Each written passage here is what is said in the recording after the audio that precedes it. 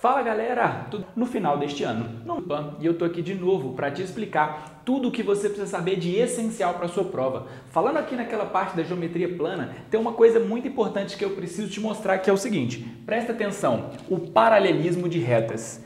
Aqui, quando eu tenho duas retas paralelas cortadas por uma transversal, determinamos 8 ângulos.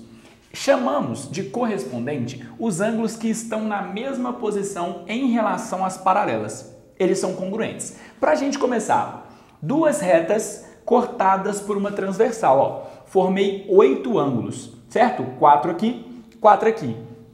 Os ângulos que estão na mesma posição nas paralelas diferentes são congruentes. Que ângulos são esses? Imagina que eu peguei essa reta S aqui, carreguei ela e coloquei ela em cima da reta R. Você vai ver que o ângulo A e o ângulo E vai coincidir. Você vai ver que o ângulo D e o H também, o B e o F também e o C e o G também. Como eles vão coincidir, a gente chama eles de quê? De ângulos correspondentes. Eles são correspondentes uns aos outros, consequentemente possuem a mesma medida. Tudo bem? Bacana até aqui? Então olha só, ângulos alternos internos é 2 tipos de ângulos que nos determinam de maneira direta a sua relação. Presta atenção. Estão em vértices diferentes, em lados opostos e internos às paralelas. Eles também são congruentes. Eu desenhei os 2 tipos que a gente tem aqui, ó. O C e o E. Repara, o C e o E estão em lados opostos, internos a paralelas.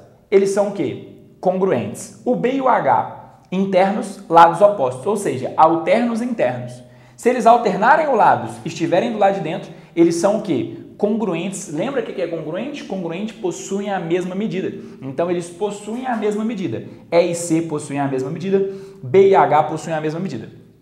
Tudo bem? Vamos aqui agora, ó, alternos externos. O que é isso? Estão em vértices diferentes, em lados opostos e externos às paralelas. Eles também vão ser congruentes. Deixei aqui para você, ó, o D e o F, o A e o G. Se você analisar, D e E congruentes, G e A congruentes. Você precisa saber essas definições para que no meio de um exercício você consiga usar essa estratégia. Poder no meio de um exercício falar que esse ângulo é igual a esse e aí sim conseguir resolver o problema do que foi te pedido. Beleza? A gente ainda tem aqui, ó, 2 outros tipos que são os colaterais. Aqui a gente já muda a ideia um pouco. Os colaterais internos, eles estão em vértices diferentes do mesmo lado. Então, os alternos eram lados diferentes. Aqui não. Aqui é mesmo lado. Tudo bem? Então, mesmo lados e interno às paralelas. Agora, nesse caso, eles vão ser o quê? Suplementares. Eles vão ser suplementares. Por quê? Porque você vai ter aqui, ó, o B e o E. Se você juntar esses dois, eles vão formar 180.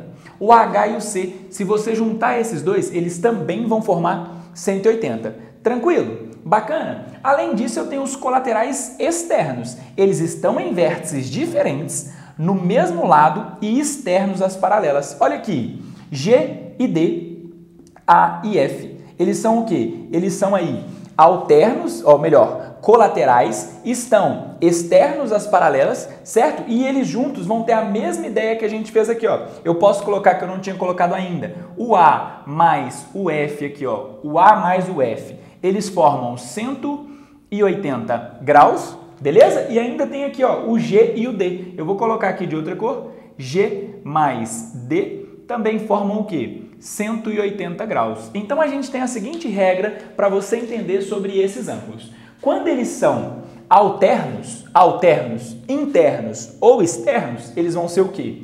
Congruentes. Agora, quando eles forem colaterais, eles vão ser o quê? Suplementares. Então, se você analisar bem aqui, ó, você tem um conjunto de ângulos que possuem a mesma medida, certo? Você vai ter só 4 diferentes e desses 4, eles ainda são iguais 2 a 2.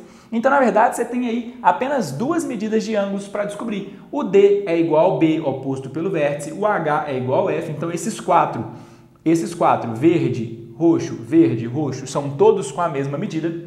E aqui, ó, vermelho, laranja, todos com a mesma medida. Então pronto, você consegue determinar assim todos esses ângulos usando essa ideia do paralelismo de retas. Tudo bem?